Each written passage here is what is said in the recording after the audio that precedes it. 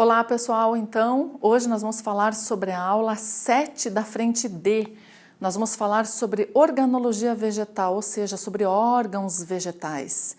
E a gente vai começar num vegetal de baixo para cima, a gente vai falar de raiz. Então vamos dar uma olhadinha nessa imagem. Você está acompanhando comigo aí, uma imagem bem semelhante à da sua apostila, na página 16. Então nós temos aqui o esquema de uma raiz, em que a gente observa algumas regiões importantes. Então, vamos começar de baixo para cima? Então, é o seguinte, o que é a coifa? Coifa é um capuz de células que protegem a região meristemática da raiz. Lembram dos meristemas? O que são meristemas mesmo? São células que se dividem muito promovendo o crescimento da raiz, promovendo o crescimento da planta em comprimento. Então, nessa região aqui, você tem células meristemáticas que se multiplicam promovendo o crescimento da raiz em direção ao centro da terra. Então, como são células que se dividem muito, elas são protegidas pela coifa, que é um revestimento um pouco mais espesso, por causa da aspereza da terra. Então, a coifa protege a zona ou região meristemática, pessoal. Eu posso tanto falar região, zona, tanto faz. Então, aqui eu tenho a zona lisa ou de crescimento ou meristemática, ok? Então, lembram que os meristemas estão na ponta dos caules, no ápice dos caules e quase na ponta das raízes, porque bem na ponta tem a coifa para proteção. Tudo certo? Então, aqui os meristemas se multiplicam empurrando a raiz para baixo. Então, ótimo, essa é a região da raiz chamada de região de crescimento, zona lisa ou de crescimento, ou ainda região meristemática ou zona meristemática. Ok? Um pouquinho mais acima você vê uma concentração de pelos absorventes. Esses são os pelos que aumentam a intimidade da raiz com a terra para absorção de água e sais minerais. Pessoal, esses pelos são microscópicos. Lembram que a gente aprendeu também na apostila 1 que os pelos eles são anexos da epiderme. Eles são projeções da membrana plasmática para fora, formando pelos, então eles são microscópicos, né? Mas existe uma região na raiz onde se concentram esses pelos e nós vamos chamar essa região, olha como o nome já é bem sugestivo, né? Pile, de pelos, fero, de portador, né? Como os poríferos, portadores de poros, aqui nós temos pilíferos, portadores de pelos. Então é uma região da raiz que porta os pelos absorventes, pelos, né, que vão fazer absorção de água e sais minerais. Então eu posso chamar essa região aqui, essa zona aqui, zona de absorção ou zona pilífera, tá? Muito bem, um pouquinho mais acima nós temos aqui uma região um pouquinho mais antiga da raiz, em que você já observa o desenvolvimento das raízes laterais. Então essa aqui é uma região de ramificação, ou região também suberosa, porque ela já tem o suber, né, de onde partem as raízes laterais. Então lembrem-se que a raiz está crescendo aqui da região meristemática, quase da ponta para baixo. Então essa região aqui já é mais antiga, tá? Então eu percebo aqui as raízes laterais. Então essa é a região de ramificação ou suberosa, ok?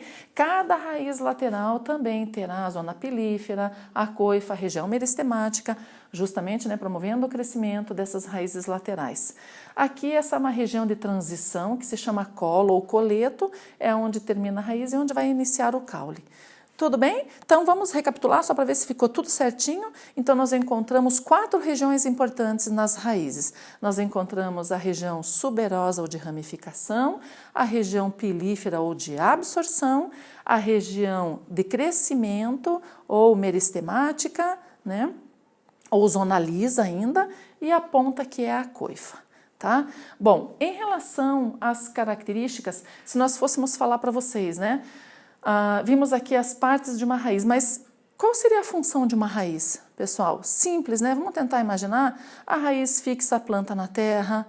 O que mais que a raiz faz? Podemos dizer que ela absorve água e sais minerais, né? As raízes, pela grande maioria, se desenvolver abaixo da terra, não tem clorofila, né? Então são aclorofiladas. Fazem toda essa função de sustentação do vegetal. Existem muitas raízes que podem acumular nutrientes, né, que nós já vamos ver que são as raízes tuberosas, tá? Então as raízes têm essa grande importância para o vegetal, no caso, né? Falar aqui da classificação das raízes, você encontra isso na apostila na página 17. Pessoal, as raízes são classificadas de acordo com o ambiente onde são encontradas. Claro que a grande maioria para dentro da terra, então são as subterrâneas ou terrestres, tá? Nós temos 3 tipos de raízes subterrâneas ou terrestres. A gente tem as raízes fasciculadas, as raízes axiais e ainda as tuberosas. Calma que daqui a pouco eu vou mostrar. Mas vamos voltar aqui um pouquinho. O que é uma raiz fasciculada? A raiz fasciculada é aquela que tem o tamanho, o diâmetro, tudo igual. Então forma tipo um chumaço, uma cabeleira mesmo, por isso que elas são chamadas de raízes fasciculadas ou cabeleira. Essas raízes são encontradas em plantas monocotiledôneas. Ai, agora, hein? Peguei vocês, né? Vocês lembram o que é uma planta monocotiledônea? Ela pertence ao grupo das angiospermas, né? São aquelas plantas, pessoal, que só têm crescimento primário, com raríssimas exceções. São plantas cujas folhas têm nervuras paralelas e as raízes são desse jeito aqui, ó.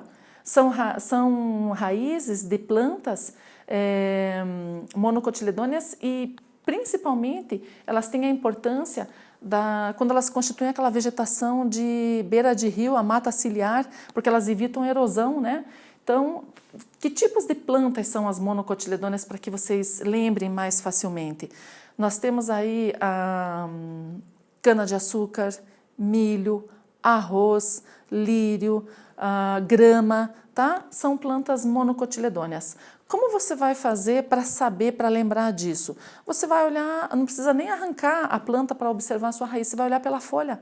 Se tiver nervura paralela, é uma planta monocotiledônea, tá? Como esses exemplos que eu acabei de citar aí. Bom, mas a grande maioria das plantas angiospermas são dicotiledôneas ou chamadas também de eudicotiledôneas. São aquelas cujas folhas têm nervuras bem ramificadas, então compreende a grande maioria, tá? Lembrando que tanto monocotiledônea como eudicotiledônea são angiospermas, ou seja, são plantas frutíferas, tá? Muito bem, então as raízes das dicotiledôneas, elas são chamadas de axiais ou pivotantes porque elas têm um eixo bem maior, tanto no diâmetro como no comprimento, do que as raízes laterais, tá? Por isso ela recebe esse nome. Então esse tipo de raiz é encontrado apenas nas dicotiledôneas, das angiospermas, e também no grupo das gimnospermas, que compreende lá os pinheiros, tá? Bom, como as dicotiledôneas compreendem a maioria das angiospermas, vou citar apenas alguns exemplos para vocês, né? Como, por exemplo, laranjeira, roseira, pé de manga, feijoeiro, né? A maioria das plantas aí cujas nervuras são ramificadas nas folhas, você já sabe que são dicotiledôneas, tá? Então, esse é o primeiro grupo de raízes subterrâneas ou terrestres, tá? São as fasciculadas e as axiais, lembrando que as fasciculadas também são chamadas de cabeleira e as axiais ou pivotantes, tá? Um outro grupo de raízes que vocês têm aí, tá? O terceiro tipo de raízes subterrâneas ou terrestres são as tuberosas. Essas são aquelas raízes que eu comentei com vocês que acumulam nutrientes. Então, vocês percebem aqui exemplo de batata doce, rabanete, cenoura, beterraba, são todas raízes que acumulam nutrientes. Só cuidado aí com certos, por exemplo, batata inglesa não é uma raiz, ela é um caule, mas isso a gente vai ver lá para frente, é uma outra história, tá? Então, exemplos de raízes tuberosas, coloquei algumas aqui para você se identificar. Então, são aquelas que armazenam nutrientes, tá? Então, aí, raízes axial, fasciculada, tuberosa, exemplos de raízes subterrâneas ou terrestres, tá? Então, aí dando sequência aí, a gente vai ver agora na sua apostila raízes que se desenvolvem acima da terra. Então, elas já não são mais consideradas subterrâneas, elas são chamadas de raízes aéreas, todas aquelas que se desenvolvem para cima do solo. Então, a gente vai começar aí com um exemplo que você tem na sua apostila na página 17, das raízes chamadas de suportes ou escoras. Pessoal, olha só, são raízes que saem do caule e se aprofundam para dentro do solo. É como se estivessem escorando mesmo a árvore, né? Vejam que... por que essas plantas precisam dessas raízes? Porque o solo onde elas vivem é muito mole, é lodoso, é solo de manguezal. Então, para elas se sustentarem, de uma forma melhor, elas emitem essas raízes que saem do caule. Toda raiz que parte de um caule e vai para dentro da terra chama-se adventícia. O milho também tem assim.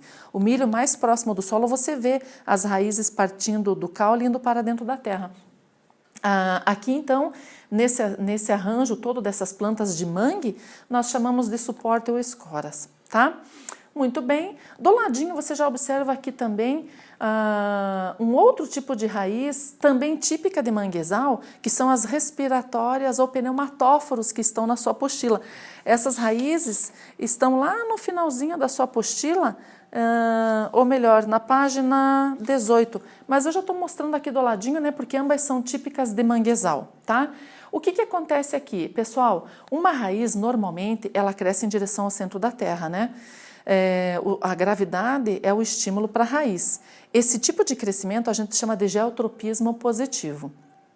Pois bem, essas raízes aqui, elas crescem em sentido contrário. Ao invés delas irem para dentro do solo, elas acabam vindo para fora, porque o mangue é um ambiente com pouca oxigenação. Então, essas raízes, elas vêm para fora, elas têm inúmeros buraquinhos, orifícios aqui, para permitir a entrada do ar. Então, elas vêm para fora para pegar a oxigenação para a planta, tá?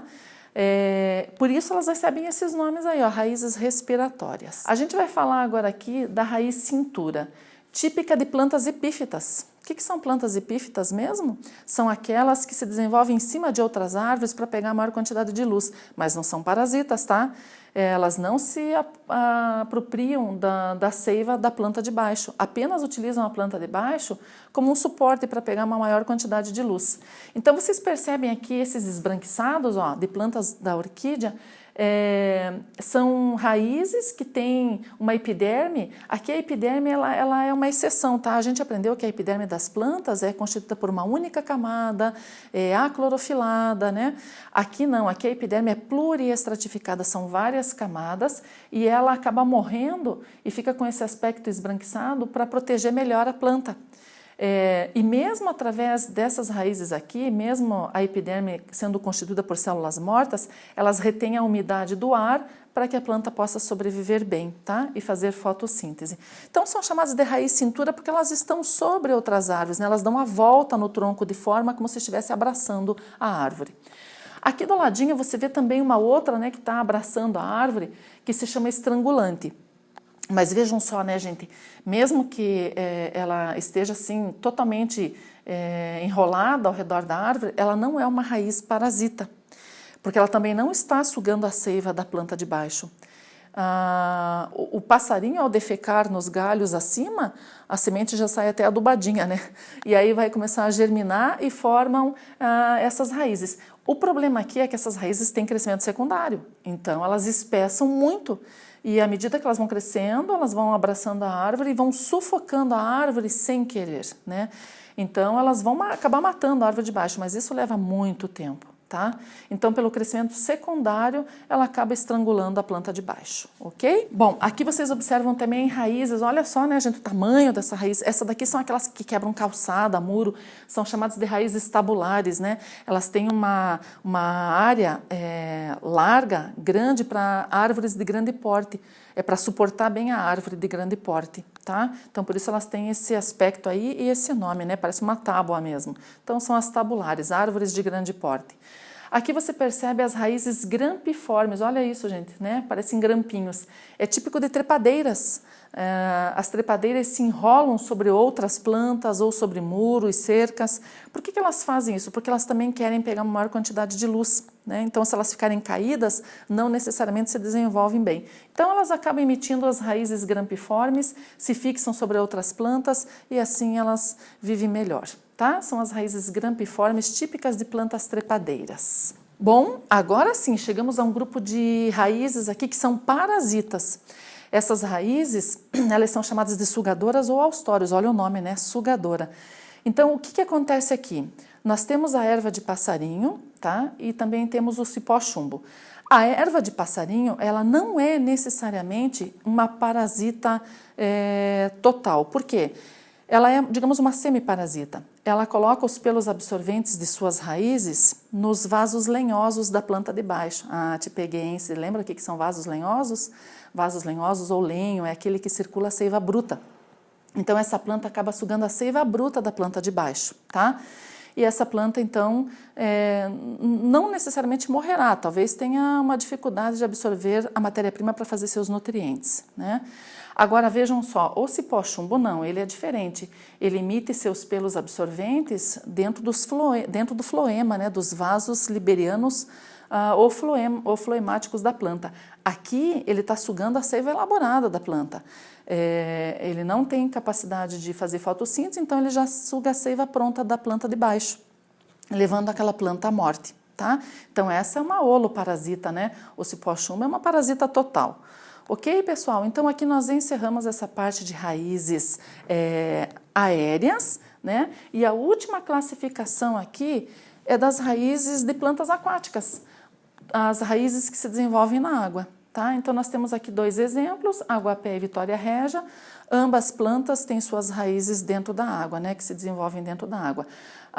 Essas raízes elas podem ter uma coifa dupla, né, para evitar o ataque de micro-organismos, para uma proteção melhor. Mas não tem nenhum nome específico.